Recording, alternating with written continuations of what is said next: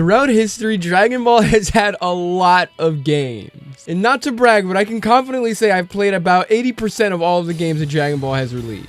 So I thought it'd be a cool idea if we were to make a tier list of what I think is the best Dragon Ball games and what I think is the worst Dragon Ball games. If you guys are excited for this video, make sure you guys do leave a like down below. Let's see how many likes we can rack up for this video. Without further ado, let's get straight into this video. Alright, so here we are. We have the tier list. This is gonna be so crazy, bro. Because looking at all of these Dragon Ball games, bro, oh my gosh, this is just gonna be wild, bro. So just to clarify, it has been a few years since I've played a lot of these Dragon Ball games. So it's gonna take a while for me to remember the things that happened, the mechanics and stuff like that. Some of these I've revisited, like Budokai Tenkaichi 3 and Budokai 3 and stuff like that. But let's get into this, bro. Let's get into this. All right, so first we'll start with more of the common games that people know about. We'll go through this. There are a few here that I haven't played, and the ones that I haven't played, I'm not going to really give my opinion on it because I haven't played it, so my opinion is invalid, apparently. All right, we can just start from the bottom here, okay? This is going to be awesome. We got Dragon Ball Z Ultimate Tenkaichi. Now, this game was awesome for the cutscenes. This game, I didn't really like it too much for the actual gameplay itself. The actual gameplay itself wasn't that good, unfortunately, and that's why I wasn't very fond of it. But the cutscenes of that game gave us a lot of new Dragon Ball content, a lot of new old school Dragon Ball content, like remastered Dragon Ball content, like when Gohan went Mystic Gohan or Ultimate Gohan, or then when Goku arrived on Planet Namek. Like, that scene was so sick on the game. And I do like how they had like an open world sort of concept on the game, which is also really sick as well, dude. Like, I wish we could see that a little bit more in Dragon Ball games. Hopefully we get that in the next Budokai game coming out. But I'm not gonna lie, bro, the gameplay, I'm judging this purely based off gameplay and like maybe as a game as a whole, but the gameplay was not that good, bro. It was not good at all. So I hate to say it, but I'm gonna have to put it maybe in the D category. I would give it a C, but like we're judging this based off of gameplay and the actual content of the game. And it just wasn't that good, man. It just it was just so hella mid. Okay, a lot of the Dragon Ball games here are probably games that you guys have never seen before in your life, and that's fine. I've seen a lot of these. But I'm gonna be going with the ones that are more popular. We'll go here next. It's Legacy of Goku. Okay, now this game was so fire, bro. I loved this game. The thing with this game is I wasn't very fond of the actual music or the soundtracks for the game, but the actual gameplay for its time for the Game Boy Advance was just so awesome, bro. It literally was. They had a whole sequel of it. This was literally Dragon Ball. This was literally Dragon Ball Z Kakarot, but for the Game Boy. Literally, it was Dragon Ball Z Kakarot for the Game Boy, and it was just so much fun. It's the beginning story, so it's from Dragon Ball Z up for Raditz until we go against Frieza. So I'm not gonna lie, I'll probably put it in the B category. It's a solid game. If you guys haven't played that game, I suggest you guys go play that game. All right, so we'll just continue with the Legacy of Goku franchise. The Legacy of Goku 2 is by far the best out of the series. Like, literally, Legacy of Goku 2 was so good with the soundtrack, with Gohan's transformation when he transformed into Super Saiyan 2, with the actual gameplay. Like, the dialogue was literally a copy and paste of the actual show, and it was just, I felt like I was reliving the anime in the freaking Game Boy thing, bro. It was so awesome, bro. That game is by far one of my top 5 best Dragon Ball games of all time. So I'm gonna have to do it, bro. I'm gonna have to put Legacy of Goku 2 in S tier, bro. A lot of people probably may get upset with that, bro, but I don't care. That game was so gas, bro. That game was awesome. All right, now the next one wasn't actually Legacy of Goku. They actually called it Boo's Fury. Now, Boo's Fury was a decent game as well. I enjoyed the content for the game. I actually also really did enjoy the soundtracks for that game as well. That game did start to get off a little bit harder, and the story was just so incredibly long as well. Like, they literally include every single second and portion of Dragon Ball's Majin Buu arc there. So it was long, right? Don't get me wrong, that's not a bad thing, but it was just a lot to get through. Of course, I don't think it's as good as Legacy of Goku 2, but I also don't think it's as bad, even though Legacy of Goku 1 isn't bad. But I just don't think it's lower than Legacy of Goku 1. So I'm gonna put it in the A rank. It was a decent game. I enjoyed the content, right? I enjoyed the fights, although it could have been hard by times. Like, dude, I remember having blisters on my freaking thumbs from that freaking game, bro. That game was crazy, but it was still a really fun game to play. All right, moving on from that, we're gonna go to a little bit more of the PlayStation games here. We have Dragon Ball Z Sega's. This game was so trash. By far, literally the worst Dragon Ball Z game to ever exist. This game was not good. If there was an F category, I would put it here. The gameplay was trash. It just made no sense. This game was just so bad. If you guys want a good description of what that game looked like a little bit, or like a good playback of that game, let me know. Maybe I'll do it on my channel. I've seen Dodo Doya play it again, and it just wasn't good. It just wasn't good. He really... props to him for playing it, because that game was just not good. I wouldn't have the patience to play a trash game like that, bro.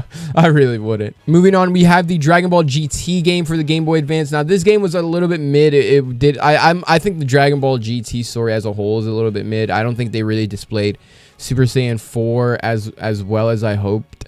So it was okay. It wasn't the greatest thing ever, but it was still decent. I'll go ahead and put it in the C category. I don't think it deserves D rank. D rank is just like absolute butt. Like, I probably would just never touch it again. Okay, now I'm not going to give a whole autobiography for all of these games. I'm going to be very straightforward with a lot of these games, just so we can get through this. And this video isn't like 15 hours long, because I could give a whole autobiography on all these games if I wanted to. The Dragon Ball game for the Game Boy Advance is pretty decent as well. The gameplay was all right. I'll go ahead and put it in the B category. Right next to Legacy of Goku 2. I love the Dragon Ball story, bro. Dragon Ball has always been better than Dragon Ball Z for me. Dragon Ball will always probably be the best Dragon Ball out of the franchise. All right, but next we have Dragon Ball Z Infinite World. Now, this game was a banger, bro. I absolutely loved this game. Dragon Ball Z Infinite World was such a banger game. I'll probably go ahead and put it in the A category. Infinite World was just so good, bro. I think that's Rhyme Style's favorite Dragon Ball game, and it's just so good. The gameplay is so good, right? The actual mechanics of the game was just so awesome. The way the battles were formatted was just... I just loved it, bro. It was so great.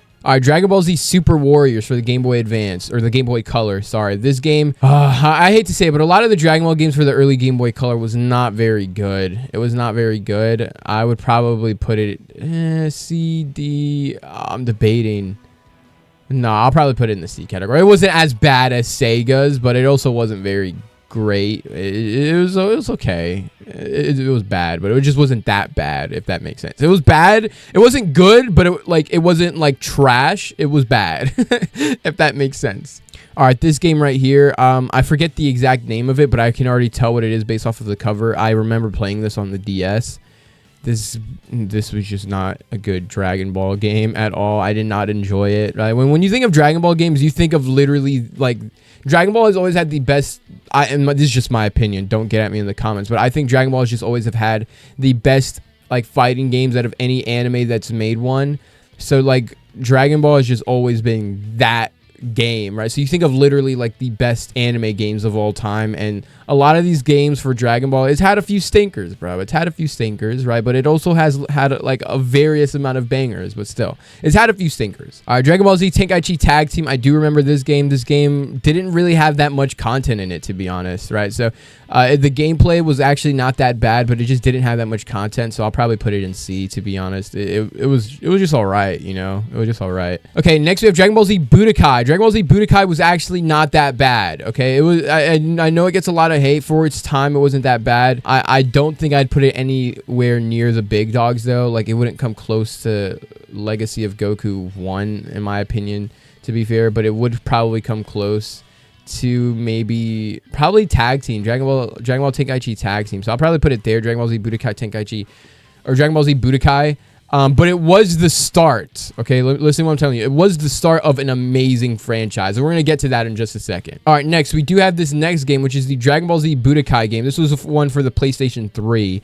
Now, this game was not that bad. I don't think it was the greatest Dragon Ball game to ever exist, but it was not that bad. I'll probably put it here in the B rank. I would probably put it on par with Legacy of Goku 1. I enjoyed it as much as I enjoyed Legacy of Goku 1. I don't think the gameplay deserved as much as people may have thought it deserved, if that makes sense. All right, next we have Dragon Ball Z Budokai 2. Now, Dragon Ball Z Budokai 2 was, again, this is definitely better than Dragon Ball Z Budokai. right? Was it up there yet? No, it was not up there yet, but it was still a start. It was getting up there, okay? They were working their way up to a masterpiece, okay? So Dragon Ball Z Budokai 2, I'll probably put it in the B rank. It was not as bad, but Budokai wasn't bad, but it wasn't like trash compared to Budokai 1, but it was still, they're getting somewhere, okay? They're getting somewhere, and that's where we're gonna get to the next one. Okay, now the next one is Dragon Ball Z Budokai 3. Now, this is a no-brainer. This goes all the way up in the S tier, bro. This game was fire, and by far my favorite intro out of every single Dragon Ball game. By far. This is #1 top intro, but this game is literally... This was basically Fighter Z during its time, right? This was Fighter Z for the PlayStation 2. And it was so amazing for its time. I've recently played this modded, so like transforming to Super Saiyan God and Super Saiyan Blue. This game has just been so awesome. This was like probably one of the very first 2D Dragon Ball game, 2.5D Dragon Ball games. And the fighting system was just amazing, right? Like during that time, like people loved going to arcades and all that other stuff. So it was just so awesome, bro. It was just so amazing. So I'll probably have to put, it's definitely an S tier game, bro. It's definitely an S tier. All right, next we're going to start with the next franchise, Dragon Ball Z Budokai Tenkaichi. Tenkaichi Budokai. All right, now this game was fire, absolutely fire. Every single portion of the game was fire. Besides the first one was a little but then 2 and 3 afterwards, just amazing, bro. It was just so awesome. So Dragon Ball Z Budokai Tenkaichi, which was the first one, probably gonna have to put it in the B rank. I'll probably put it there. I enjoyed it more than all of the 3 games down here, to be honest. But it does get B rank. It was still very enjoyable for me. But then for Dragon Ball Z Budokai Tenkaichi 2, I'm sorry, but I'm gonna have to put it in S rank. Okay, I know a lot of people probably think that I should put it in A rank, and let me explain. I enjoyed the soundtracks for this game way more. Like, it's not even a competition. And like, I know that probably sounds stupid, but soundtracks are just very, very, they're very, very big on me when it comes to, especially for Dragon Ball games. They're very, very big on me when it comes to Dragon Ball games and the actual content produced for it. And I just love 2 better than 3s. But then that would lead me to number 3, and still number 3 gets S rank. Okay, 2 and 3 both get S rank. They were basically sort of for the most part, they're basically the same game for the most part. They just added a few more characters and like added a few more changes to the story, but for the most part, it consisted of the same thing. But both S-rank games, by far, Dragon Ball Z Budokai Tenkaichi 3 and Budokai Tenkaichi 2 are my favorite Dragon Ball games of all time. They were just so amazing. I just love them. All right, moving on, we got the Raging Blast series. Now, this series was awesome. Raging Blast 1, I enjoyed Raging Blast 1 so much. Did I enjoy it as much as Raging Blast 2? Not really, but I'll probably put Raging Blast 1 in the A rank. Raging Blast 1 was just so sick. The gameplay was so sick. It literally was showing that Dragon Ball can stay at its level of best anime games after Tenkaichi 3. Like, Dragon Ball was just so relevant for just a very long time with its gameplay, and it still is today. Like, it still is today. So A rank definitely for Raging Blast. All right, now moving on, we got Dragon Ball Z Raging Blast 2. Now, where am I gonna put this, bro? Where am I gonna put this? This game was an absolute banger as well. I loved this game. I'm not gonna lie, it's gotta go in the S rank, bro. It's gotta go in the S rank. Like, these games are literally so nostalgic and they're so amazing. I loved the intro for Raging Blast 2 as well. And the gameplay was literally like it was just like remaster of Raging Blast. So like I gotta like Raging Blast 2 more than the original Raging Blast. But I did enjoy the what if arcs in Raging Blast 1. Like, that was they were just so awesome. Like, I remember the one mission with the Super Saiyan 3, Goku, Vegeta, Broly, and Gotenks, and then you play as Vegeta and you have to beat Goku, Broly, and Gotenks. Oh my god, that was so sick. I loved that so much. But no, Raging Blast 2 is definitely better, in my opinion, than Raging Blast 1. But let's go ahead and continue. All right, Dragon Ball Z Burst Limit, PlayStation 3 game. This game was another banger. I loved it. Definitely top 5 for me. I'll probably end up putting it in A rank. You know, I just don't think it's up there with the top dogs. You know, the gameplay was awesome. I enjoyed the intro music as well. It was awesome. I just don't know if it's up there with the top dogs yet. Like I wouldn't put it anywhere near a Budokai 3 or Tenkaichi. And it's up there though. It's up there though. I'd probably put it on par with an Infinite World though. Dragon Ball Z Infinite World was a masterpiece. So I'll probably put Burst Limit on par with, you know, Infinite World and Raging Blast. All right, next we got Dragon Ball Z Battle of Z. Now, this game was all right. I've played this game like a lot, actually, for its time for the PlayStation 3. And it was just all right, you know? It just really wasn't that... It wasn't the greatest thing in the world, you know? But, like, it also wasn't bad. It was bad, but it wasn't trash. Oh, man. But I think all three of these games up here are better than Battle of Z. I'll probably put it in D rank. I'm sorry.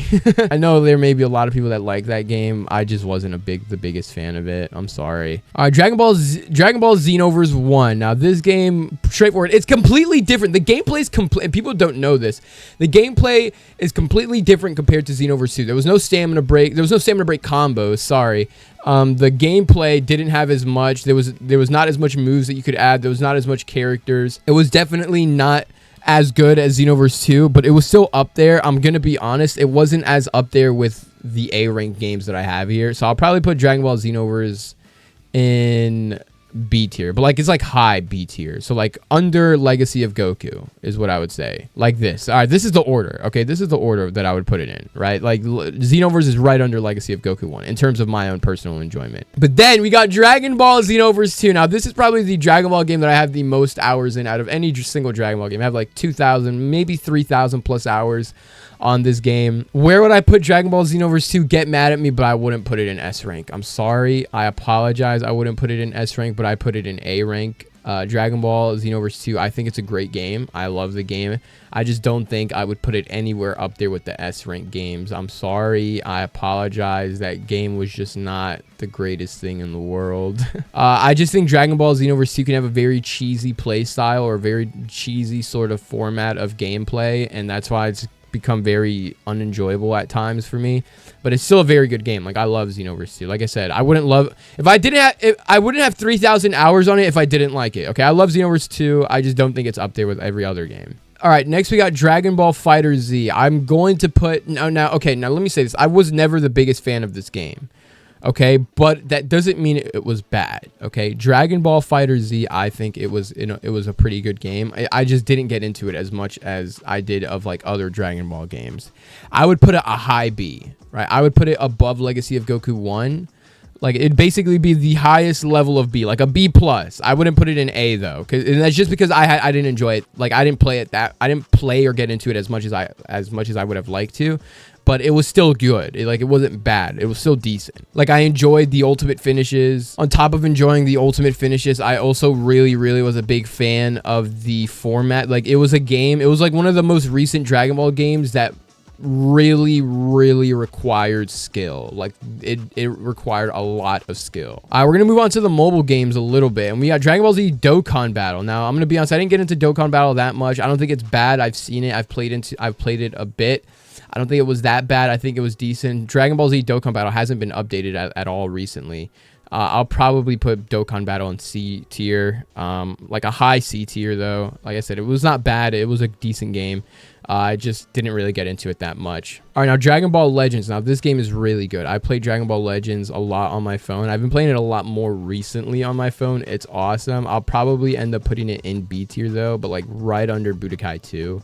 I think it's a really cool game that really formatted a 3D aspect of what you can do with Dragon Ball games on the phone in case you never owned a console. And I really love like the cards and the designs, and that's honestly why I get most of my thumbnails, is because Dragon Ball Legends exists. But no, Dragon Ball Legends is an amazing game. I love it. So I'll put it in B tier. But yeah, no, that's basically it. A lot of these other Dragon Ball games are games that were like on the DS, or like they weren't very big. They were also on the Game Boy Color, some on the Game Boy Advance. So like a lot of you guys won't know what a lot of these Dragon Ball games are down here. So I really just decided to go with a lot of the more more popular known Dragon Ball games that a lot of more people are very fond of rather than these here. That a lot of you are probably looking at this and being like, what the hell is this? But no, that's basically it. That's my tier list. Let me know what you guys think down in the comment section below. I'll leave a link to this tier list down in the description below. Make sure you guys tweet me if you guys make your own tier list so I can see what you guys think. There are also 2 other games that aren't on here. They're newer games. It's Dragon Ball Z Kakarot and Dragon Ball The Breakers. If I were to rank them, I would put Dragon Ball Z Kakarot in the A tier listing right here, probably right above, like, and then as for Dragon Ball The Breakers, I'd put it in C tier. Like, I would play Dragon Ball The Breakers. I just, like, it's not as bad as, like, Sega's or anything like that, but I'd put it in C tier. But yeah, no, that's basically it. Thank you guys so much for watching this video, and I'll see you guys later. Peace! 君の中にある赤と青き線